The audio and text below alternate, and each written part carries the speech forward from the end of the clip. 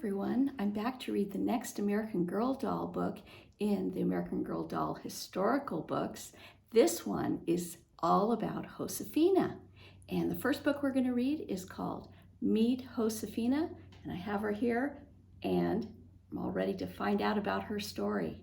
So I will read the inside of the book to find out what this one is about. Meet Josefina. Josefina Montoya is growing up on her family's rancho near Santa Fe, New Mexico in 1824. Ever since Mama died a year before, Josefina and her 3 sisters have been struggling to carry on without her. One bright autumn day, happy news arrives. Their beloved grandfather is returning home after a long trading trip. Josefina knows that he will bring exciting stories and wonderful treasures from his journey, just as he always does. But this time he brings something more, a great surprise that Josefina and her sisters never even dreamed of. Okay, so we will start with book 1 and chapter 1. Let's get started.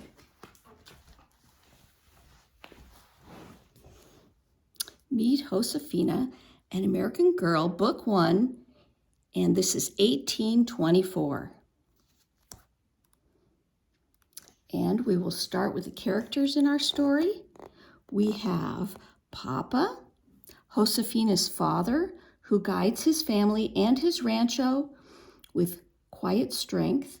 We have Josefina, a 9-year-old girl whose heart and hopes are as big as the New Mexico sky. Anna, Josefina's older sister, who is married and has 2 little boys. Francisca, Josefina's 15-year-old sister, who is headstrong and impatient. Clara, Josefina's practical, sensible sister, who is 12 years old. And then we have Abuelito, Josefina's loving grandfather, a trader who leads caravans to Mexico. And Tia Dolores, Josefina's aunt, who has lived far away in Mexico City for 10 years. Okay, those are our characters, and we will get started. Chapter 1 is called Primroses. Josefina Montoya hummed to herself as she stood in the sunshine waiting for her sisters. It was a bright, breezy morning in late summer, and the girls were going to the stream to wash clothes. Josefina's basket was full of laundry to be washed, but she didn't mind. She enjoyed going to the stream on a day like this. The sky was a deep, strong blue. Josefina wished she could touch it. She was sure it would feel smooth and cool. Josefina liked to stand just in front of her house, where the life of her papa's rancho was going on all around her. From here, she could smell the sharp scent of smoke from the kitchen fire. She could see the cows and the sheep grazing in the pastures, yellow grass all the way to the dark green trees on the foothills of the mountains, and the mountains zigzagged up to the sky. She could hear all the sounds of the rancho, chickens clucking, donkeys braying, dogs barking, birds chirping, workers hammering, and someone laughing. The sounds seemed like music to Josefina. The wind joined in the music when it rustled the leaves on the cottonwood trees. And always, under it all, was the murmur of the stream. Josefina shaded her eyes. Even from this far away, she could see Papa. He stood very straight and tall on his horse. He was talking to the workers in the cornfield near the stream. The rancho had belonged to Papa's family for more than 100 years. All those years, Papa's family had cared for the animals and the land. It was not an easy life. Everyone had to work hard. Some years there was plenty of rain, so that the crops grew and the animals were healthy. Some years there was not enough rain. Then the soil was dry and the animals went thirsty. But through good times and bad, the rancho went on. It provided everything Josefina and her family needed to live. It gave them food, clothing, and shelter. Josefina loved the rancho. It was her home. She believed that it was the most beautiful place in all of New Mexico and all the world. Josefina was dancing a little dance of impatience to go with the song she was humming when her older sister, Anna, came outside to join her. "Josefina," Anna said, "you remind me of a little bird, singing and hopping from one foot to the other like that." "If I were a bird," said Josefina with a grin, "I could have flown to the stream and back 20 times by now. I've been waiting and waiting for you. Where are Francisca, and Clara?" Anna sighed. "They're coming," she said. They couldn't agree on whose turn it was to carry the washing tub. Josefina and Anna looked at each other and shook their heads. They got along beautifully, but Francisca and Clara, the middle sisters, often disagreed. It was always over some silly little thing. They reminded Josefina of the goats she had seen ramming into each other head to head for no particular reason. When the girls appeared, at last, it was easy to see who had won the argument. Francisca, looking pleased with herself, carried only a basket of laundry balanced on her head. Clara, looking cross, carried the large copper washing tub. Josefina put her basket into the copper tub. "I'll take one handle of the tub, Clara," she said. "We'll carry it between us." Clara said, "Gracias," but she sounded more grumpy than grateful. Josefina knew a way to cheer her up. "Let's race to the stream," she said. "Oh, no," Francisca began to say. She didn't like to do anything that might muss her clothes or her hair. But Josefina and Clara had already taken off running, so Anna and Francisca had to run too. The sisters flew down the dirt path that sloped past the fruit trees, past the fields, and to the stream. Josefina and Clara reached the stream first, plunked the tub down, kicked off their moccasins, and ran into the shallow water. Then they turned and scooped up handfuls of water to splash Anna and Francisca, who shrieked with laughter as the water hit them. "Stop!" cried Francisca. She held up her basket to shield her face. "Now, girls," Anna scolded gently, "we've come to wash the clothes that are in our baskets, not the ones we're wearing." Josefina and Clara stopped splashing. They were out of breath anyway. They filled the copper tub with water from the stream. Josefina knelt next to the tub. She took the root of the yucca plant out of the little leather pouch she wore at her waist and then pounded it between two rocks. She shredded yucca root, made a nice lather of soapy bubbles in the water. Josefina put a dirty shirt in the tub and scrubbed it all over. Then she swooped it around in the stream to rinse out the soap. The sun was hot on her head and her back, and the water was cool on her arms and hands. Josefina liked to think about how the water started out as snow on the mountain tops. It melted and flowed all the way down to this little pond in the stream without ever losing its cool freshness. She knew that it was water that brought life to the rancho. Water from the stream was channeled into the ditches so that it flowed through the fields. Without water, nothing would grow. Josefina twisted the shirt to wring it out and then watched drops of water fall back into the stream and go on their way. Then she carefully spread the shirt out on top of a bush.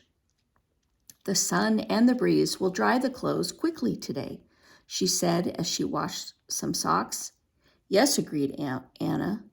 "Mama would have said, 'You see, girls, God has sent us good drying day. Monday is laundry day, even in heaven.'"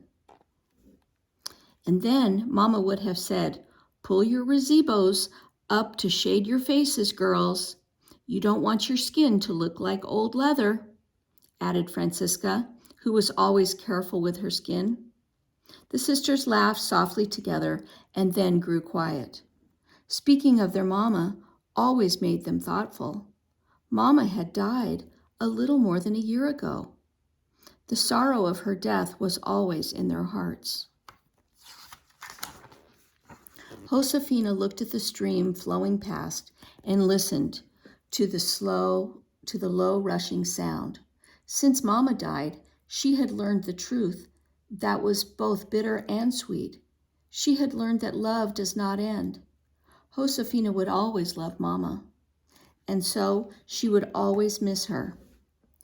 Josefina knew her sisters were also thinking about Mama because Francisca said, "Look, see those yellow flowers across the stream?"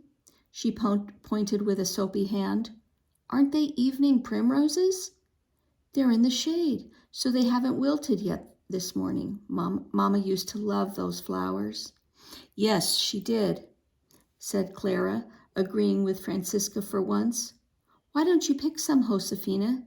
You could dry them and put them in your memory box." "All right," said Josefina. Papa had given her a little wooden box of Mama's.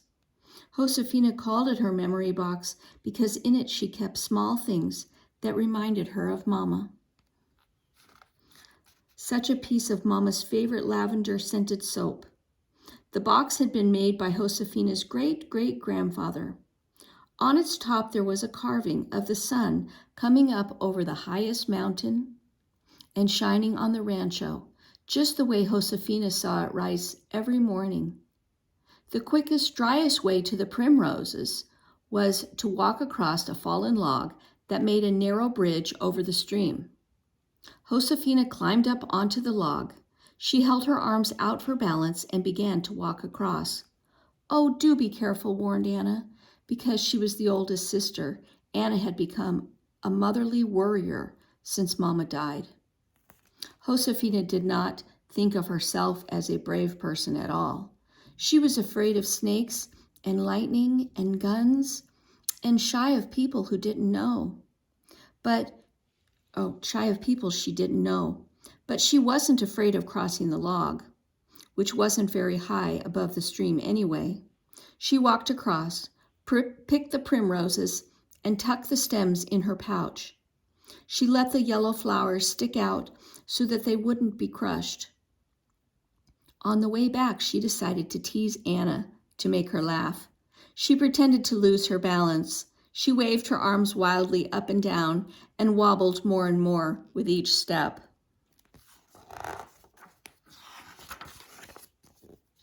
"Josefina Montoya," Anna said, who saw that she was fooling. "How can you be so sly and sweet in company when you're so playful with your sisters? You tease the life out of me. You'll make me old before my time." "You sound just like our grandfather," said Josefina as she jumped to the ground. She pretended to talk like Abuelita. Yes, my beautiful granddaughters. This was the finest trip I've ever made. Oh, the adventures, the adventures. But this was my last trip. Oh, how these trips age me. They make me old before my time," all the sisters sang out together. Abuelito said the same thing after every journey. Abuelito was Mama's father. He was a trader, and once each year he organized a huge caravan. The caravan was made up of many carts pulled by oxen and many mules carrying packs. The carts and the mules were loaded with wool, hides, and blankets in New Mexico. Then the caravan traveled more than 1,000 miles south to Mexico City. The trail the caravans used was called the Camino Real. When Abuelito got to Mexico City, he traded the goods he'd brought from New Mexico for things from all over the world. He traded for silk and cotton goods and lace, for iron tools, paper, ink, books, fine dishes, coffee, and sugar. And then the caravan would load up and start the long trip back to New Mexico. Abuelito had been gone more than 6 months. Josefina and her sisters were excited because they expected Abuelita's caravan to return any day now. Their rancho was always the caravan's last stop before the town of Santa Fe, where Abuelito lived. "I can't wait until Abuelito comes," said Josefina. She thought that the arrival of the caravan was the most exciting thing that happened on the rancho. The wagons were full of treasures to be traded in Santa Fe. But the most important treasure the caravan brought was Abuelito himself, safe and sound and full of wonderful stories. Sometimes the caravan went through sandstorms that were so bad they blocked out the sun. Sometimes robbers or wild animals attacked the caravan. Sometimes the caravan had to cross flooded rivers or waterless deserts. Abuelito loved to tell about his adventures, and the sisters loved to listen. "I am going to go on the caravan with Abuelito someday," said Francisca, dreamily swirling a skirt in the stream. "I'll see everything there is to see, and then I'll settle down and live in Mexico City with Mama's sister, our Tia Dolores.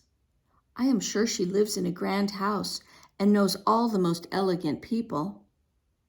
Clara rolled her eyes and scrubbed hard with her soap.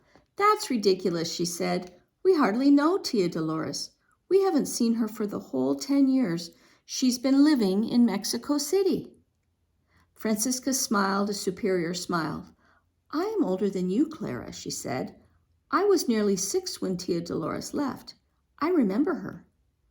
"Well," said Clara tartly, "if she remembers you, I am sure she won't want you to live with her." Francisca made a face and was about to say something sharp when Josefina piped up. "Anna," said Josefina, trying to keep the peace, "what do you hope Abuelito will bring on the caravan?" "Shoes for my 2 little boys," Anna answered. "I hope he brings that plow that Papa needs," said Clara. She was always practical. "How dull," said Francisca. "I'm hoping for some new lace." "You think too much of how you look," said Clara. Francisca smirked. "Perhaps you ought," she began. But Josefina interrupted again. "Well, I know one thing we all hope Abuelito will bring," she said cheerfully. "Chocolate." "Lots," said Francisca and Clara. They spoke at exactly the same moment, which made them laugh at each other. You haven't said what you're wishing for," Anna said to Josefina. She was squeezing water out of a petticoat. "Perhaps you're hoping for a surprise." "Perhaps," said Josefina, smiling. The truth was, she didn't know how to name what she wished for. What she wanted most was for her sisters to be at peace with one another. She wanted the household to be running smoothly and Papa to be happy and laughing again. She longed for life to be the way it was when Mama was alive. Right after Mama died, Josefina had felt that the world should end. How could life go on for the rest of them without Mama? It had seemed wrong, even cruel somehow, that nothing stopped. The sun rose and set, seasons passed from one to another, and there were still chores to be done every day. There were clothes to be washed, weeds to pull, animals to be fed, socks to be mended. But as the year passed, Josefina began to see that the steady rhythm of life on the rancho was her best comfort. Mama seemed close by when Josefina and her sisters were together doing the laundry or mending or cooking or cleaning. The sisters tried hard to do the chores the way Mama had taught them. Every day they tried to remember their prayers and their manners and how to do things right. But it was not easy without Mama's loving guidance. Josefina looked at the primroses in her pouch and thought of Mama. Mama had such faith in them all. She brought out the best in them. And now that she was gone, they struggled. Francisca and Clara squabbled. Anna worried. Josefina often felt lost and unsure. and Papa was very quiet. Josefina sighed. She didn't see how the caravan could bring anything to help them. "Here comes a surprise," said Clara, "but not one you will like, Josefina." Josefina looked up. "Oh no," she said. It was a small herd of goats. They were coming down the hill to drink from the stream. Josefina disliked all the goats, and one goat in particular, the biggest, oldest, meanest goat, was named Florecita. Florecita was a sneaky, nasty bull. She bit, she rammed, and she'd eat anything. Josefina was afraid of her. She frowned when she spotted Florecita at the edge of the herd. "Now, Josefina," said Anna when she saw her frowning, "you mustn't dislike these goats. This is our herd." Most of the rancho's sheep and goats were still in the summer pasture in the mountains. But this herd was kept close to the rancho to provide milk, to drink, and to make into cheese. It was a small herd that had belonged to Mama. She left the herd to Josefina and her sisters when she died. Josefina wished she hadn't. Mama had always protected Josefina from things she feared and disliked, and Mama had protected Josefina from the goats. "The goats were everything you are not, Josefina," Mama used to say. "They are bold and loud and disagreeable and mean. It's no wonder you dislike them." Josefina was sure that Mama never intended her to have anything to do with these goats, so she avoided them as much as possible. But right now, Josefina saw Florecita headed straight for her. "She wants the flowers in your pouch," warned Francisca. Josefina put one hand over the flowers. She did not want Florecita to have them. They might be the last primroses of the year. "Shoo," she said to Florecita feebly, waving her free hand.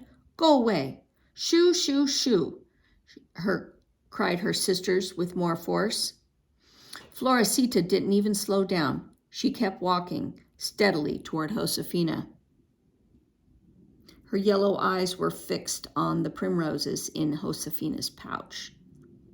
"Wave a stick at her," suggested Francisca. "Splash her," suggested Anna. "Throw a pebble at her," suggested Clara. But Josefina backed away. She had been poked by Florecita's sharp horns before, and she had no wish to be poked again. She scrambled up and stood on the log over the stream. Still Florecita did not stop coming. Josefina took one backward step, then another, then splash! She missed her footing and fell off the log into the stream. It was very shallow, so she landed hard on the bottom. "Oh no," she wailed. She saw that all but one sprig of the primroses had fallen out of her pouch. The flowers were floating on the water, and Florecita snatched them up in her mean-looking teeth. She chewed them, looking satisfied. Then the goat turned and sauntered off to rejoin the herd. "Are you all right?" Anna asked her kindly. She helped Josefina to her feet. "You really must not let Florecita bully you like that." Josefina wrung out her skirt and smiled. "I tried to stand up to Florecita," she joked, "but I ended up sitting down, didn't I?" She laughed along with her sisters, but she was annoyed with Florecita. She was even more annoyed with herself for letting Florecita scare her. As she looked at the one sprig of primroses left in her pouch, she thought of another thing she wanted, that the caravan could not possibly bring her, the courage to stand up to Florecita. Okay, and that is the end of chapter 1 of book 1 of Meet Josefina. And next time we will read chapter 2.